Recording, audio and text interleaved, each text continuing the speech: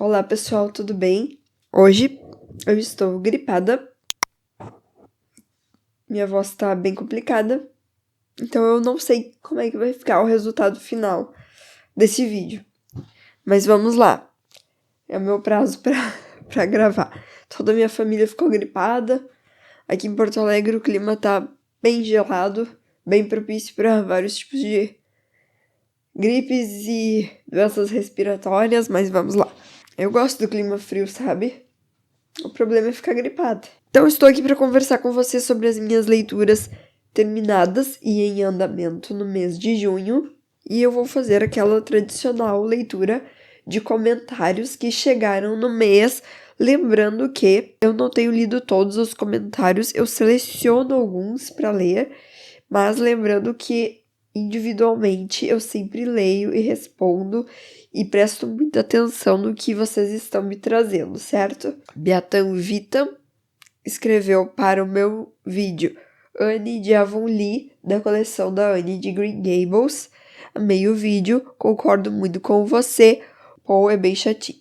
Então, muito obrigada por comentar. Na verdade, eu não recebo muitos comentários relativos a essa minha série de vídeos da Anne de Green Gables. Então, eu valorizei muito esse comentário, tá? Sim, o terceiro livro não foi um dos que mais me agradou.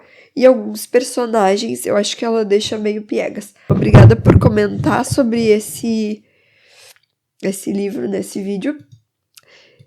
E ela mesma também comentou: gostei muito do vídeo e principalmente das críticas que foram feitas sobre o livro. Esse livro, no caso, é O Despertar da Senhorita Prim, que é um vídeo dos meus que deu bastante repercussão e ele ainda, depois de um tempo aí já feito, não sei se já deu mais de um ano, ele continua dando visualizações e comentários. Então, percebendo exatamente isso que você comentou, a autora parece mais preocupada em discutir certos temas do que escrever um bom livro, um livro bom mesmo do ponto de vista literário, que acabou enfraquecendo a história, deixando os personagens rígidos demais, até pedantes em algumas cenas. Com certeza. O Senhor da Poltrona lá é extremamente pedante. Isso, a Senhorita Prim só apanhar na história me incomoda demais também. Fico com pena dessa pobre coitada, um povo muito chato e intrometido nessa vila. Então, compartilhamos da mesma sensação, né? Eu acho que ninguém fez ainda, eu não fui mais investigar o que saiu de vídeo relacionado a esse livro. Eu sei que ele não me agradou em alguns aspectos, eu nunca disse que o livro é ruim. Foi um debate que eu fiz com a minha amiga Mari, que me emprestou o livro, e eu acho que tá bem interessante, inclusive para quem gosta do livro. Mas eu senti assim, eu comentei, né, que eu coloquei como resposta que o Senhor da Poltrona encontrou um lugar onde o público dele funciona, ele tem plateia, ele tem quem aplauda ele, porque ninguém daquela cidade ousa contestar ele, nem a própria mãe consegue ter um diálogo normal com ele, ele tá sempre certo, coberto de razão. Então é um personagem que me incomodou bastante, assim, então de certa forma eu sinto que todo o moralismo caiu em cima dele, e é isso que a autora tenta passar, assim, o jeito certo de viver. É esse o jeito certo de viver. Então me incomodou bastante até o livro. Mesmo assim, ainda acho que é um livro bom. Obrigada pelo comentário. A Alessa Mesquita, então, comentou também sobre o Despertar da Senhorita Prim. Então, o livro que a autora cita é O Vento no Salgueiro. Então, realmente é um livro que eu tenho vontade de ler, esse O Vento nos Salgueiros. Inclusive, é um livro que tem uma adaptação em desenho que eu vi quando eu era criança. Li O Despertar da Senhorita Prim recentemente, confesso que esperava mais, dada a grande comoção em torno da obra. Simpatizei com algumas ideias que a autora quis passar ao longo da trama, pois o livro tem várias referências culturais interessantes. Quando me deparei com a citação de mulherzinhas, por exemplo, fiquei contente. O que ela fala sobre a delicadeza me prendeu a atenção e fez querer logo ler esse livro. É realmente belíssimo.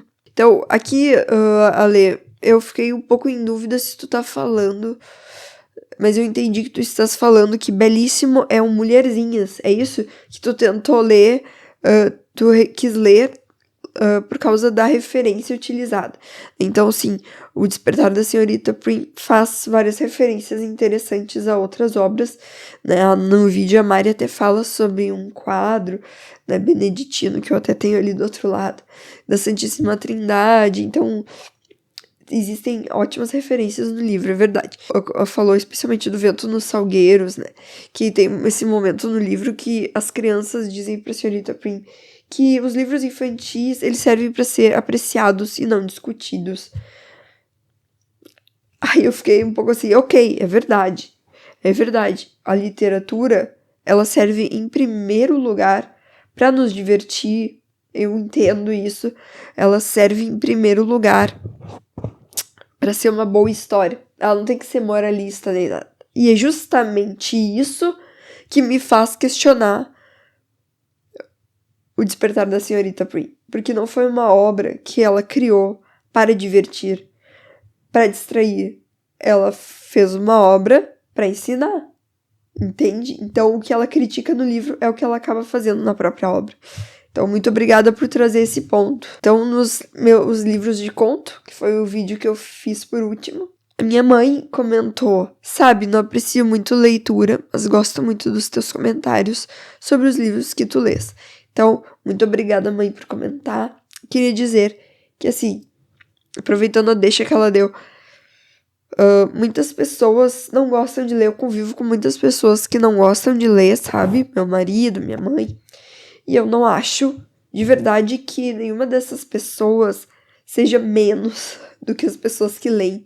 Às vezes tem pessoas que leem muito e parece que não conseguem ter uma boa absorção do que estão lendo e não criam realmente um olhar crítico em relação às coisas. Tem gente que lê muito livro ruim, então não é o simples fato de uma pessoa ler que faz dela uma pessoa mais enriquecida, e não é o fato de alguém não ler que faz dela uma pessoa empobrecida. Não é simples assim, né? Então algumas pessoas têm uma visão muito aguçada da vida, por outras, pelas próprias experiências, vamos dizer, pelo livro vivo que a vida é, né? E a minha mãe é uma delas, né? E meu marido também. Então, algumas pessoas não precisam tanto dessa ferramenta. Eu sou uma das que precisa e gosto, especialmente, de ter os livros na vida, mas eu não julgo quem não lê, quem não gosta, e acho que até é uma forma interessante ver vídeos ou discussões sobre o livro, caso não esteja tão interessado em ler a obra em si, né? Muitos livros a gente não vai ter a oportunidade de ler nessa vida. Então, muito obrigada, mãe, pelo comentário e pela força. No meu vídeo sobre os Diários de Sylvia Plath, parte 2, eu recebi um comentário do Ricardo. Ótima resenha, parabéns. Comecei a ler ontem esse livro. Sucesso. Eu agradeço o Ricardo pelo comentário e valorizei ele especialmente por vir na parte 2. Ou seja, eu acredito que o primeiro vídeo já foi visualizado. Isso é muito importante pra mim, porque eu gosto muito do livro dos Diários da Sylvia Plath. Foram obras que me marcaram bastante. E eu, quando faço vídeos divididos em primeira e segunda parte, eu fico pensando, será que as pessoas vão ver a segunda parte? Então, pra mim, valeu bastante o comentário, certo? Então, muito obrigada a todos que comentam. E vamos dar andamento agora para os livros lidos de junho. Vou ter que fazer, gente, hoje um vídeo mais curto, certo? A todos aqueles que gostam de me ouvir falando por horas para depois dormir, eu vou ter que decepcionar um pouco dessa vez, que eu vou ter que ser mais rápida. Então, esse primeiro livro que eu terminei de ler no mês de junho foram os melhores poemas de Cora Coralina, que era uma escritora que eu já tinha muita curiosidade de ler.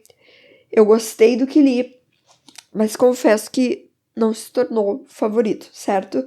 Eu ainda prefiro Adélia Prado, eu ainda prefiro a Hilda Hilst. Outros poetas me marcaram mais do que a Cora Coralina. No entanto, eu acho muito interessante os poemas dela, com narrativas, com verso livre, com muita retrospectiva da vida dela. Acho interessante o fato dela ser uma pessoa que se superou muito, que ficou famosa na velhice, já que a nossa velhice, eu acho, é muito desvalorizada. A juventude é sempre aclamada e a velhice não. Mas eu acho que a velhice, alguém que aparece na velhice, é um sinal forte de que a gente nunca sabe o que vai acontecer na nossa vida, né? E direção, quando que a gente vai fazer diferença para os outros, até postumamente, talvez. Então, eu gosto muito de refletir sobre isso, e a Cora Coralina me ajudou a pensar sobre essas coisas. Então, pro Dia dos Namorados, eu quis fazer um vídeo especial e fiz um corridão para terminar de ler Três para Casar, do Fulton Sheen. Fulton Sheen, então, foi um bispo americano e escreveu esse livro lá nos anos 50, embora ele tenha muitas obras escritas. Ele tinha um programa de rádio, era muito famoso. Quem sabe se com o Papa americano agora ele não é beatificado de uma vez. Então, esse livro, ele não é um conjunto de dicas, né, como eu comentei no vídeo, para salvar o seu casamento, como viver melhor, mas com certeza ele vai enriquecer o casamento de qualquer um, porque ele é um livro muito teológico, muito filosófico, muito profundo, né, aqueles livros que não é um leitinho, ele já é um alimento sólido, vai tratar não só sobre aspectos do casamento, mas vai falar também sobre a Trindade, sobre Deus, sobre a sociedade, a família. Então, foi um livro riquíssimo e que eu recomendo demais. Na semana passada, eu fiz um vídeo falando sobre todos os meus livros de contos inspirados na minha leitura atual dos contos completos de Virginia Woolf, da editora 34. Esse é um livro que eu já tô na metade. Não está sendo muito fácil de ler. Então, nesse vídeo de contos, eu falo sobre a minha dificuldade geral de ler contos, né? Aquela leitura interrompida em que a gente entra numa história, aí ela termina, e tem que todo o esforço de começar novamente uma nova história. Mas aqui o esforço é redobrado, porque a Virginia Woolf tem esse esquema forte de fluxo de consciência. Então, literalmente, a gente cai dentro da mente de algum personagem e sabe Deus o que aquilo quer dizer. Então, muitas vezes eu entrei aqui nessa leitura e terminei pensando, será que eu entendi o que eu li? Eu li direito? Mas a face humana no topo da mais cheia folha de impressão contém mais, comporta mais. Agora de olhos abertos, ela olha para fora. E no olho humano, como é mesmo que o definem? Há uma quebra, uma divisão. Quem você vê o galho assim, quando você vê o galho assim, a borboleta já voou, a mariposa para a praia, a tardinha, sobre a flor amarela. Mova, levante sua mão bem longe, bem alto, pois não levantarei minha mão. Pare então, e não pare de tremer, ó vida, alma, espírito, ó você qualquer coisa da mini morte, como eu em minha flor, o falcão na chapada sozinha, ou de que valeria a vida? Vocês não entenderam? Eu também não. Então, assim, em diversos momentos eu senti que eu estava lendo coisas que talvez tenham sido escritas para não serem compreendidas, porque quando a gente pensa, se alguém pulasse dentro da nossa cabeça agora, talvez não entendesse aquela cascata de pensamentos que ocorre. E acho que era isso que a Virginia Woolf tentava retratar, mas que torna a leitura para mim um pouco estranha, tá? Eu confesso. Mas não são todos os contos aqui dentro que são assim.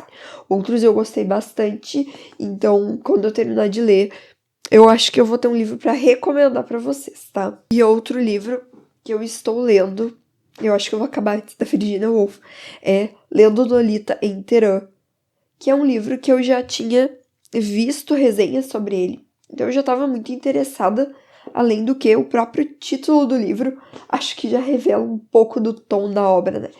Lendo Lolita em Teherã. Então, Lolita é um livro extremamente polêmico. Já foi polêmico e continua sendo. Tem vídeo aqui no canal, caso alguém queira saber da Lolita. Teherã é uma terra de tabus muito fortes, então dá pra imaginar o contexto. Então, assim, é um livro que eu estou na metade, mas já tô dizendo que gostei demais. Tô gostando muito da leitura.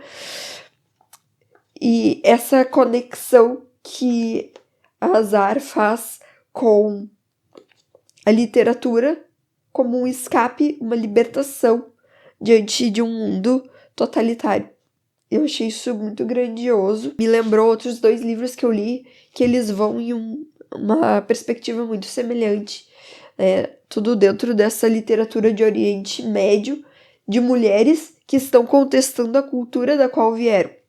Esse dá pra dizer que é o grande tópico que a Zarna Fisi faz aqui, lendo Lolita em Teherã, num contexto mais universitário, mais literário, mais cultural, parecido com Minha Guerra Particular, que já tem vídeo aqui no canal, da Masuda Sultan, que ela vai falar muito sobre as experiências de casamento dela, a visão religiosa dela, da beleza da religião muçulmana, tão mal interpretada, tão utilizada para meios políticos. E ela vai falar do lugar que ela vivia em Kandahar, no Afeganistão. Também vai entrar muito nos conflitos após o 11 de setembro e a intervenção americana, que foi para mim uma forma de abrir um pouco a minha mente em relação a isso. Acho que ela faz críticas muito contundentes à intervenção americana no país, que foi de forma muito desumana. E também o livro aquele mais famoso da Malala, Eu Sou Malala, que aí ela já vai falar do Vale do Swat no Paquistão, que também ela vai falar mais sobre a experiência dela de educação, a educação das meninas. Mas todos os 3 livros trazem, na minha opinião, uma visão com muitos aspectos em comum sobre todo o totalitarismo enfrentado por esses grupos religiosos, mas talvez mais do que verdadeiramente religiosos, totalitários, soberbos, né, que se utilizam da linguagem da religião para, na verdade, impor suas próprias vontades. Então eu tô gostando demais desse livro, tô louca pra falar a respeito dele com você. Peço desculpas, porque eu sei que não deve estar sendo muito fácil me ouvir com a voz desse jeito, o nariz todo entupido, cheio das rinites e sinusites, mas eu agradeço por terem me acompanhado. Essas foram as minhas leituras do mês de junho, e eu aguardo vocês no próximo vídeo. Até mais!